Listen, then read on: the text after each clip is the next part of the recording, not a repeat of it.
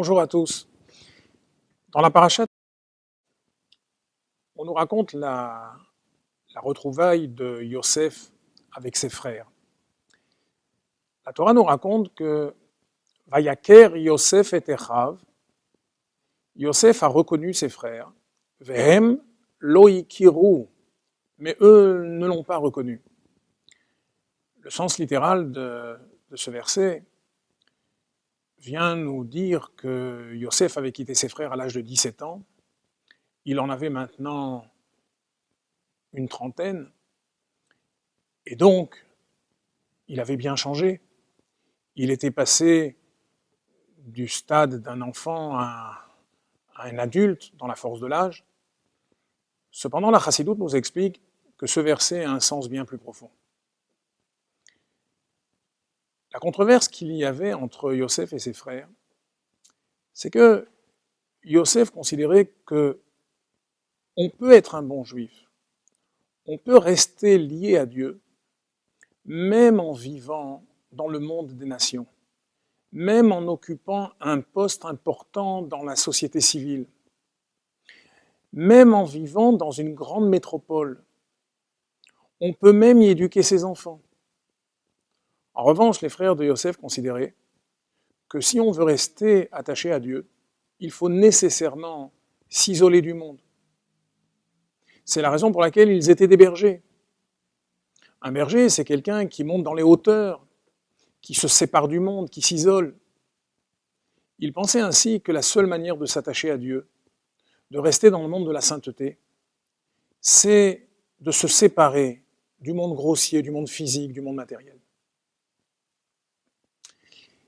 Yosef, lui, était en train de faire la démonstration qu'il avait raison. Il l'avait déjà prédit dans ses rêves, tel qu'on nous l'a raconté la semaine dernière. Et lorsqu'il retrouve ses frères, lui les reconnaît, mais eux ne purent le reconnaître. Ils ne pouvaient pas penser un seul instant que Yosef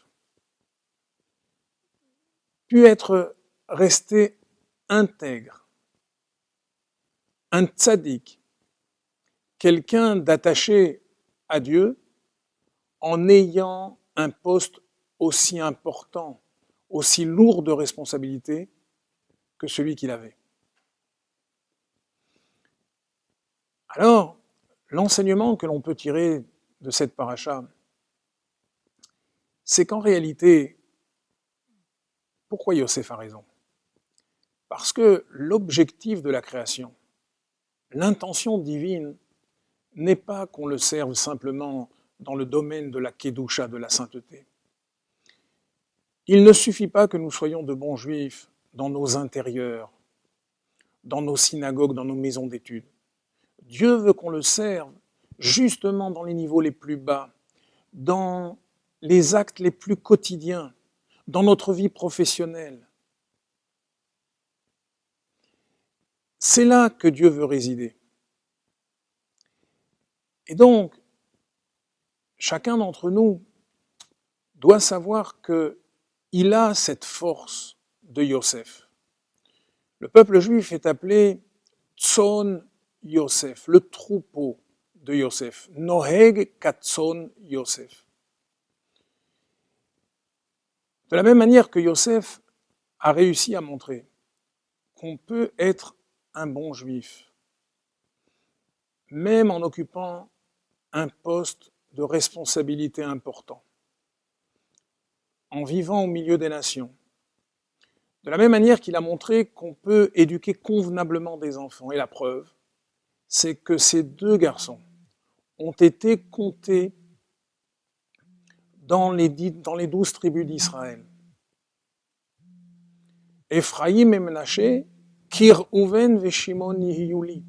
Ces deux enfants qui ont été éduqués dans un monde hostile à la sainteté, ont été éduqués exactement de la même manière que Réhouven et Shimon, et peut-être même à un niveau plus élevé.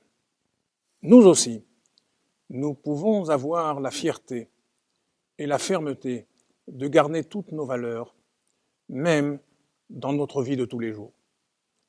Au revoir à tous.